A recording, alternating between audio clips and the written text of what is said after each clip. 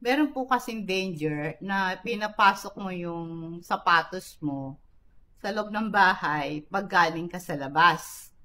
Pag lumalakad ka sa kalsada, dumidikit sa sapatos mo yung dumi, yung alikabok at basura.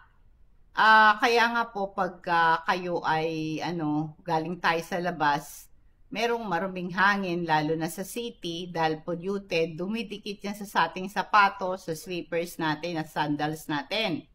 Sa labas, may dumi, may ihi, balahibo ng mga hayop na naapakan natin. At ganoon din po yung mga nabulok na dahon ng mga halaman, balat ng mga prutas at gulay, nabulok na pagkain. Nakakalat yan sa daan, nagiging breeding ground ito ng bakterya at amag. Kaya pag naapakan mo yan, dala-dala yan sa ilalim ng sapatos mo. Kaya nakakaranas ng allergy, asthma, respiratory infection, skin infection, stomach problem, at pagka merong daladalang dumi galing po sa labas. At syempre, nadadamage yung ating flooring, yung dumi, dumidikit yan sa sahig, at kung may carpet ka, dumidikit, lalo kung nakaapa ka pa ng pupo ng hayop, di ba? Kaya ito pong itong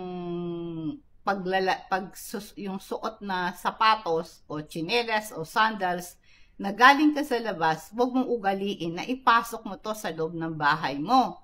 Kaya ang gawin mo, pagka maglagay ka ng shoe rack or mat na malapit sa front door. Basta pagdating mo, iwan mo na yung sapatos mo dun sa labas, no? Pagkatapos po noon, ay meron na nakahandang tsinelas sa loob ng bahay para maiwasan yung germs, yung dumi na pumasok sa loob ng bahay mo. Kaya turuan mo yung mga anak mo, yung mga bisita mo, yung kasama mo sa bahay na mag-take off sila ng sapatos pag pumasok sila sa loob ng bahay. Ito po yung ma-develop mo yung good hygiene habit. Kaya maging practice mo to, i-check mo lagi yung sapatos mo. Baka meron dumikit na tamtak, so dumikit na pako or screw, hindi mo alam. Kaya i-check mo lagi kung merong sharp object na kanaapakan, ialisin mo yan. So, ugaliin mo na linisin mo lagi yung sapatos mo.